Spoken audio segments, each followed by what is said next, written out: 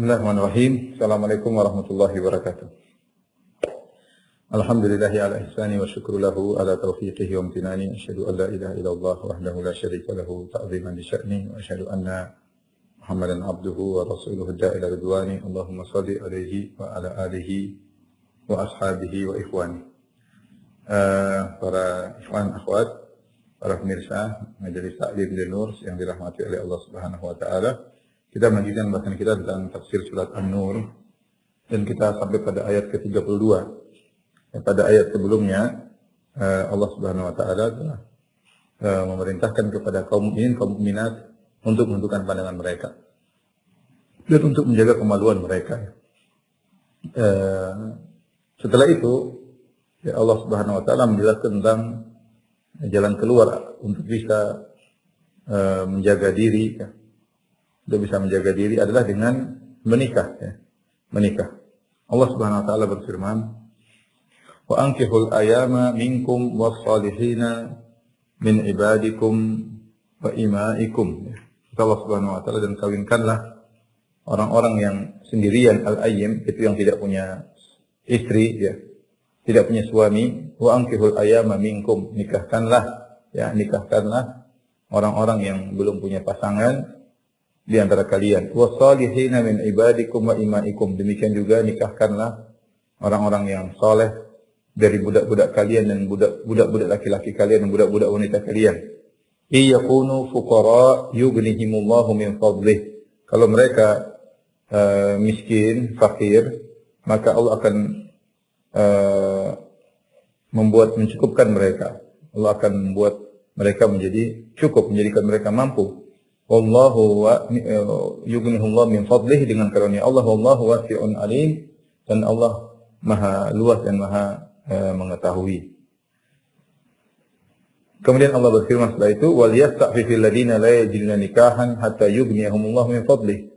Dan hendaknya orang-orang yang tidak mampu untuk menikah, hendaknya mereka bersabar menjaga kesucian diri mereka hatta yughniyahumullahu min fadlihi, sampai Allah menjadikan mereka mampu untuk menikah dengan karunia Allah. Walladzina yabtaguna al-kitaba mimma malakat aymanukum fakatibuhum in alimtum fihim khaira. Dan budak-budak yang ingin memerdekakan diri mereka dengan membeli diri mereka sendiri dari kalian, fakatibuhum in alimtum fihim khaira, maka terimalah permohonan mereka tadi untuk membeli diri mereka sendiri agar mereka merdeka, jika kalian mengetahui pada diri mereka ada kebaikan. Wa atuhum min malillahi alladhi atakum, dan berikanlah kepada budak-budak tersebut dari harta Allah yang Allah telah berikan kepada kalian. Wala tukrihu fatayatikum 'alal bigha'i in arada tahassuna, dan janganlah kalian memaksa budak-budak wanita kalian untuk berzina, In arada tahassuna, jika mereka ternyata ingin menjaga diri, mereka tidak mau berzina. Litabtagu aradal hayatid dunya, yang kalian maksa mereka untuk berzina, lantas kalian mengambil hasil dari upah zina tersebut untuk kalian. Wa may yukrihunna fa innallaha min ba'di ikrahihinna ghafurur rahim. Siapa yang memaksa mereka, budak-budak wanita, untuk berzina, sungguhnya Allah Subhanahu wa taala, karena mereka dipaksa, maka Allah memaafkan budak-budak wanita tersebut, karena Allah Maha Pengampun lagi Maha Penyayang, yaitu karena Allah tahu mereka berzina karena terpaksa. Baik. Ikhwan akhwat yang dirahmati Allah Subhanahu wa taala, Allah Subhanahu wa taala setelah memerintahkan untuk menundukkan pandangan, menjaga kemaluan, setelah itu Allah mengarahkan kepada hal-hal yang halal untuk menyalurkan syahwat dan juga untuk menjaga harga diri, di antaranya dengan menikah. Sehingga faktor-faktor yang menyuruh orang untuk berzina menjadi tersalurkan karena dia telah menikah. Allah Subhanahu wa taala berfirman, wa ankihul ayama. Perhatikan. Allah Subhanahu wa taala, wa ankihu al-ayama. Ankihu artinya nikahkanlah.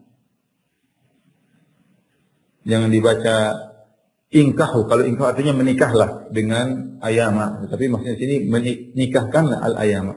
Al-ayama jamak dari ayim, Al-ayim.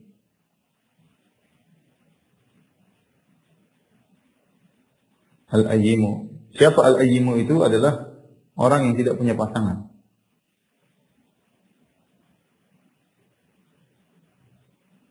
Ini mencakup lelaki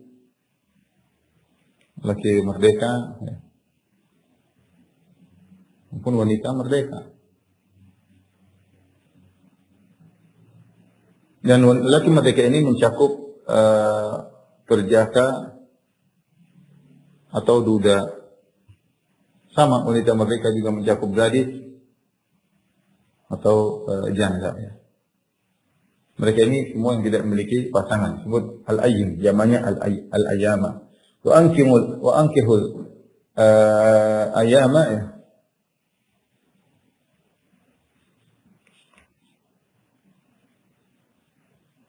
Ankihul ayyama minkum, nikahkanlah orang-orang yang tidak punya pasangan di antara kalian, minkum. Maksudnya ini adalah dari kalangan lelaki merdeka maupun wanita merdeka, disuruh nikahkan. Ya, disuruh menikahkan. Tapi bagaimana cara menikahkan mereka? Cara menikahkan mereka yaitu dengan membantu mereka untuk menikah, ya. Membantu mereka untuk menikah dengan memberi biaya agar mereka menikah. Tapi gimana cara nikahkan? Nah, ini bagaimana cara mempraktekannya? Caranya, ya, dengan memudahkan mereka untuk menikah. Mudahkan mereka untuk menikah. Seperti apa? Untuk laki-laki caranya gimana? Dengan memberikan biaya mahar misalnya. Dengan memberikan kepada mereka biaya pernikahan. Ya. Ini kalau laki-laki tidak punya duit, ya sudah kita biayai, berikan mereka mahar untuk menikah. Kemudian dengan cara misalnya, kalau ada di antara mereka yang melamar, maka jangan ditolak, ya. Jangan ditolak, ya. Dimudahkan, nikahkan mereka karena mereka dalam kondisi sulit. Mereka bertarung dengan syahwat mereka. Nah, makanya kalau ada lelaki yang tidak punya istri, ada yang mau menikah, kita mudahkan. Kita berikan uang untuk mereka menikah, ini salah satu amal saleh. Demikian juga di antaranya kalau mereka menikah jangan ditinggikan maharnya, kita mudahkan. Kemudian di antaranya juga kalau mereka menikah, melamar, kemudian kelihatan baik, maka jangan ditolak, ya. Sama demikian juga mudahkan para gadis dan janda untuk menikah. Ya, carikan pasangan buat mereka. Ya, ini karena menikah itu adalah sebagaimana diketahui adalah setengah agama. Kata Nabi sallallahu alaihi wasallam, "Man tazawwaja faqad istakmala nisfa dinihi, falyajtahid fi nisfil baqi." Barang siapa yang menikah maka telah sempurna setengah agamanya.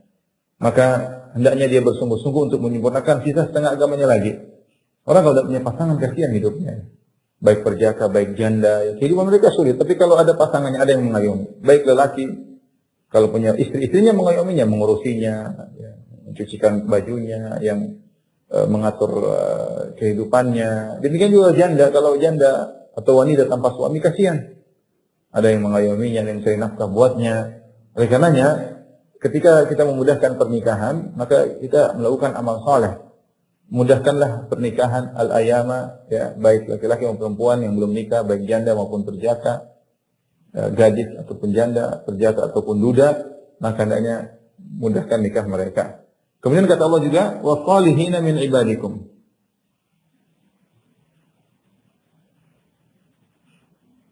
Min ibadikum wa imaikum. Dari sini dalil bahwasanya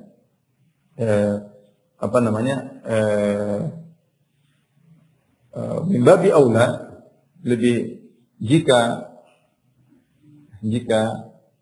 kita dianjurkan untuk menikahkan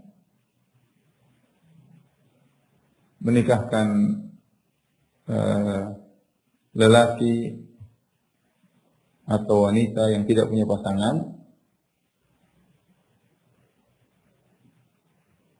padahal ya lelaki atau wanita tidak punya pasangan, maka mereka sendiri menikah lebih utama, maka mereka lelaki dan wanita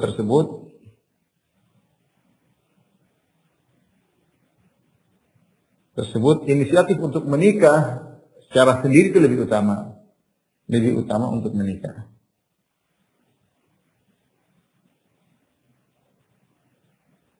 Artinya sampai orang lain suruh nikahkan mereka. Nah, mereka sendiri berusaha untuk segera menikah. Jangan tunda-tunda. Jangan tunda-tunda. Setelah berfirman, "Wassalihina min ibadikum wa imaikum." Ini kalau ini perintah kepada para wali yang memiliki orang-orang di bawahnya, di bawah naungan mereka, baik laki-laki maupun perempuan. Wassalihina min ibadikum, kalau ini berkaitan dengan pemilik budak, para sayyid, ya, para sadah atau asyad, para pemilik budak. Bahkan para pemilik budak disuruh untuk menikahkan wassalihina min ibadikum wa imaikum. Yang saleh nikahkan pula. Gampangannya, wahai para pemilik budak, nikahkanlah yang saleh. Yang saleh dari budak laki-laki kalian, budak-budak lelaki kalian, dan budak-budak wanita kalian.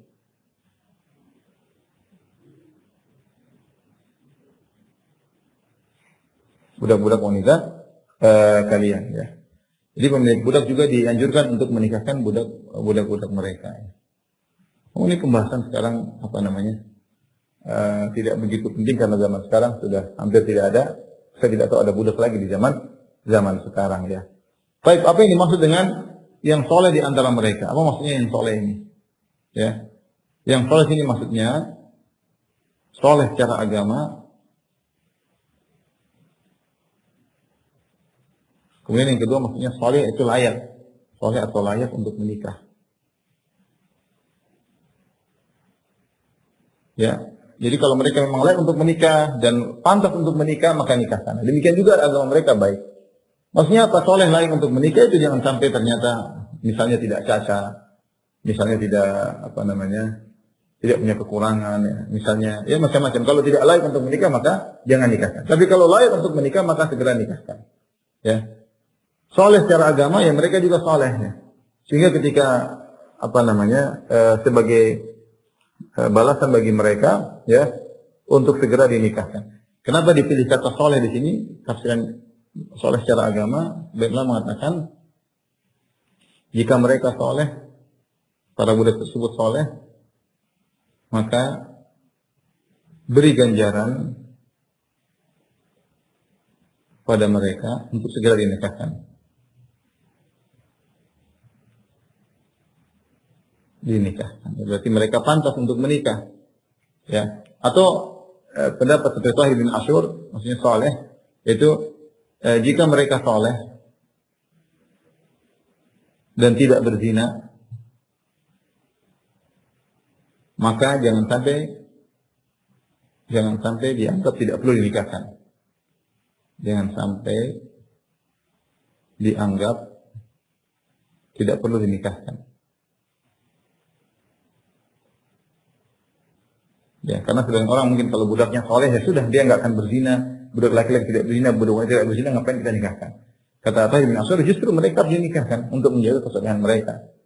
Ya, jadi adapun kalau budak tersebut tidak layak untuk menikah atau tidak soleh, ya, maka tidak perlu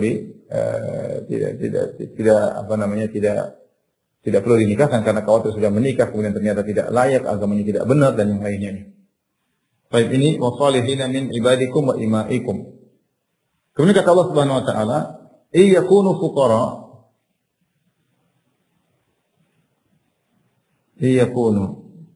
fuqara yughnihimullah min fadlih."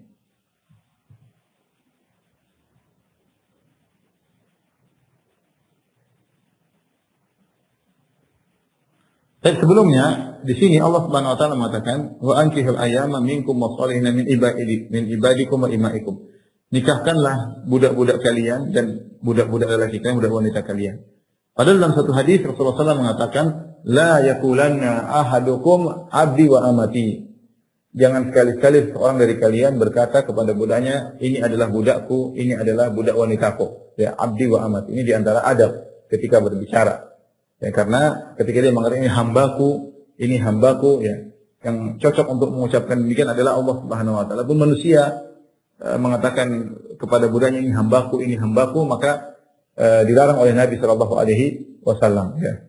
Tapi cukup katakan inilah pekerjaku, ini pekerjaku. Tapi jangan bilang ini hambaku, karena penghambaan yang pantas hanyalah kepada Allah Subhanahu Wa Taala. Tapi dalam ayat ini Allah mengatakan ibadikum wa imaikum, hamba-hamba laki-laki kalian, hamba-hamba sahaya perempuan kalian.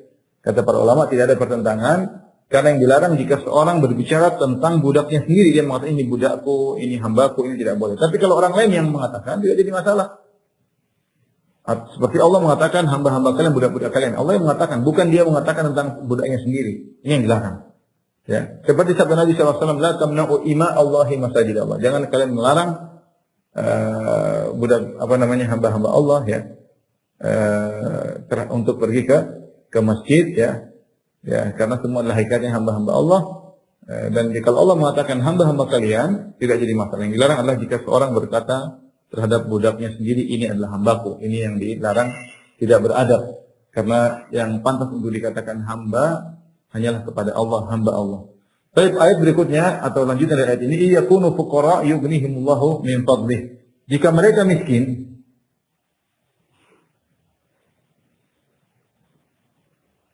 yughnihimullahu min fadlih, niscaya Allah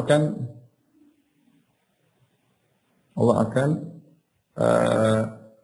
mencukupkan mereka dengan karunia-Nya.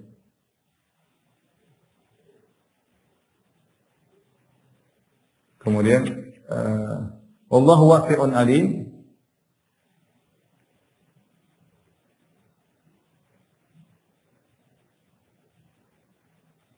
Allah Maha Luas dan Maha mengetahui.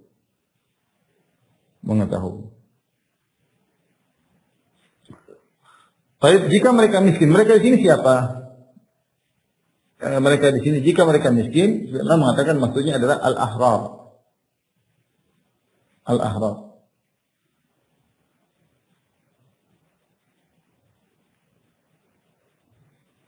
Al-ahrar maksudnya adalah lelaki merdeka.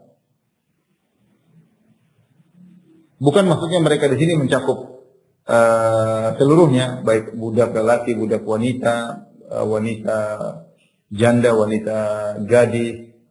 Mereka ini hanya kembali kepada lelaki merdeka. Lelaki merdeka yang miskin, yang ketika dia menikah dia butuh biaya. Ya. Adapun terkait dengan wanita gadis atau janda, maka mereka di bawah naungan wali-wali mereka. Ya. Jadi sebenarnya mengatakan iyakunu fuqara, maksudnya mereka ini miskin. Kalau mereka miskin, para laki mereka kita bantu mereka untuk menikah, kita kasih mereka untuk menikah. Yughnihimullahu min fadlih, maka Allah Subhanahu wa taala akan mencukupkan mereka. Allah akan mencukupkan mereka.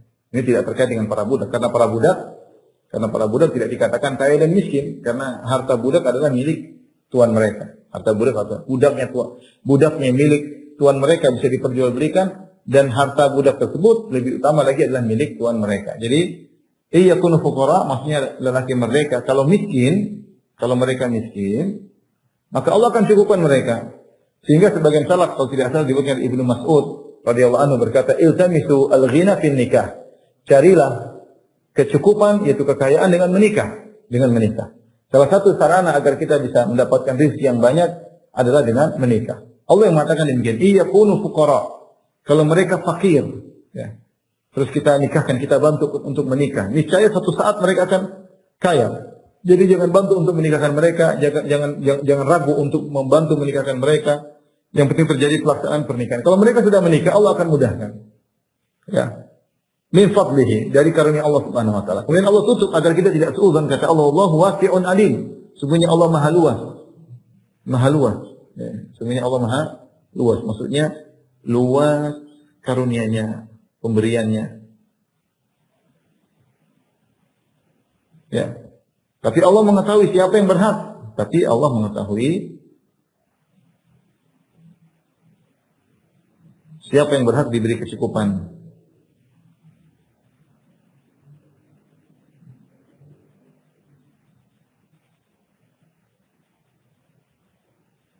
Dan ini benar, ikhwan. Ini bantahan kata para ulama terhadap orang-orang yang mengkaitkan hasil dengan sebab. Karena banyak orang menyangka dengan banyaknya anak, itu akan mengurangi rezeki. Akan mempersempit rezeki, banyaknya anak. Kasratul iyal, banyaknya anak. Punya istri, merepotkan. Sehingga seorang tadinya punya harta jadi miskin karena punya istri. Ngurusin istri perlu biaya. Apalagi punya anak. Nah, karena banyak di negara-negara kafir, mereka tidak mau punya anak. Mereka tidak mau punya anak. Kenapa? Karena di antara halnya, menurut mereka anak hanya membebani mereka. Ini bentuk suudzon kepada Allah Subhanahu Wa Taala. Makanya Allah mengatakan, wala taqtulu auladakum min imlaqin, wala taqtulu auladakum khasyata imlaq, nahnu narzuquhum wa iyyakum. Janganlah kalian membunuh anak-anak kalian karena takut miskin. Kami yang memberi rezeki kepada anak-anak kalian, dan kami juga memberi rezeki kepada kalian. Jadi anak kalian punya jatah rezeki sendiri, kalian punya jatah rezeki sendiri. Istri punya jatah rezeki sendiri. Maka pernikahan itu akan mendatangkan rezeki. Tanyalah, banyak orang-orang jomblo, enggak maju-maju kehidupannya, begitu-begitu saja. Mungkin naik pangkatnya begitu-begitu saja. Ya, motornya motor begitu, paling ganti motor. Tapi ketika seorang menikah, maka Allah mudahkan dia punya rumah, Allah mudahkan dia punya kendaraan, bahkan dia mungkin bisa bangun rumah lagi. Ya, ini kenyataan. Kalau kita bandingkan bagaimana kehidupan kita ketika masih bujangan, masih jomblo, dibandingkan setelah kita menikah, maka pintu-pintu rezeki dibuka oleh Allah Subhanahu Wa Taala. Pintu-pintu rezeki dibuka oleh Allah Subhanahu Wa Taala. Namun kata para ulama, Allah akan memberikan rezeki kepada siapa yang berhak diberi kecukupan, itu jika niatnya diantaranya jika niatnya untuk menjaga kehormatan.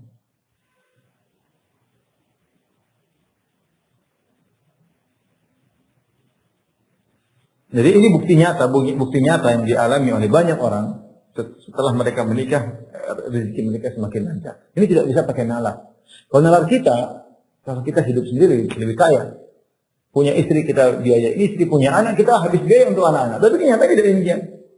Kenyataannya kata Allah, iyakunu fuqara, kalau mereka miskin, yughnihimullahu min fadli. Allah akan cukupkan mereka dengan karunia Allah Subhanahu Wa Taala. Wallahu wasi'un alim. Allah Maha luas rezekinya di antaranya, dan Allah Maha mengetahui siapa yang berhak untuk diberikan rezeki. Dan ini ditekankan dalam hadis kata Nabi sallallahu alaihi wasallam dari Abu Hurairah radhiyallahu anhu, qala Rasulullah sallallahu alaihi wasallam, salasatun haqqun 'ala Allahi aunuhum. 3 orang yang wajib bagi Allah untuk membantu mereka. 3 orang tersebut al-mujahid fi sabilillah. Pertama, orang berjihad di jalan Allah, Allah akan bantu dia.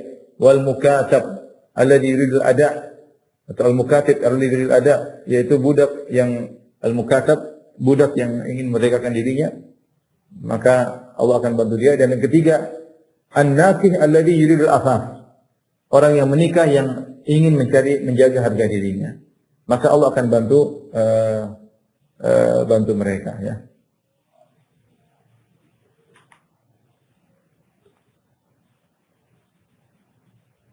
Baik.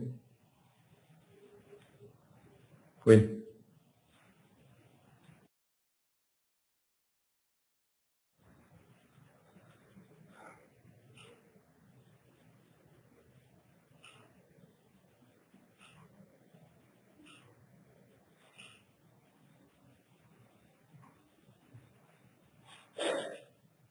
Kita lanjutkan.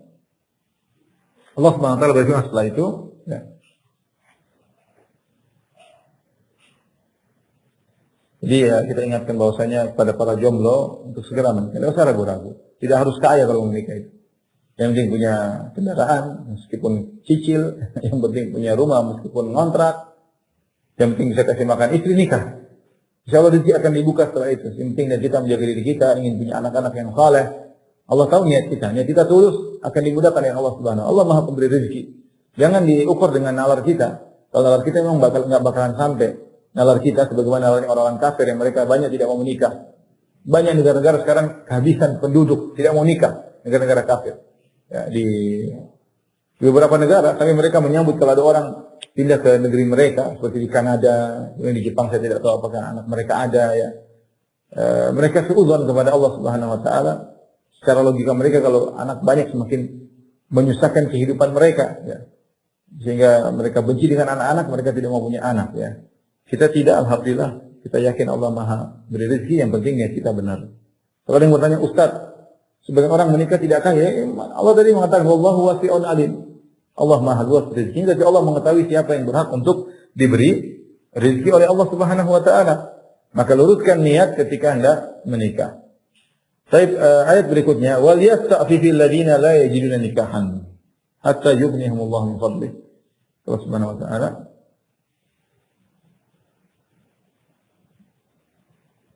wal yasta'fifil ladzina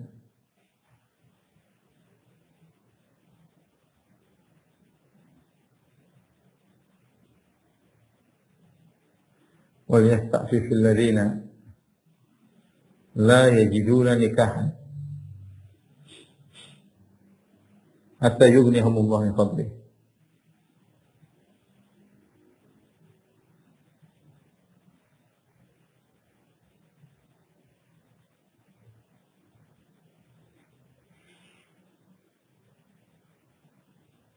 Hatta yughniyahumullahu min fadlih. Saya kata Allah Subhanahu wa taala hendaknya yang tidak mampu untuk menikah hendaknya menjaga diri.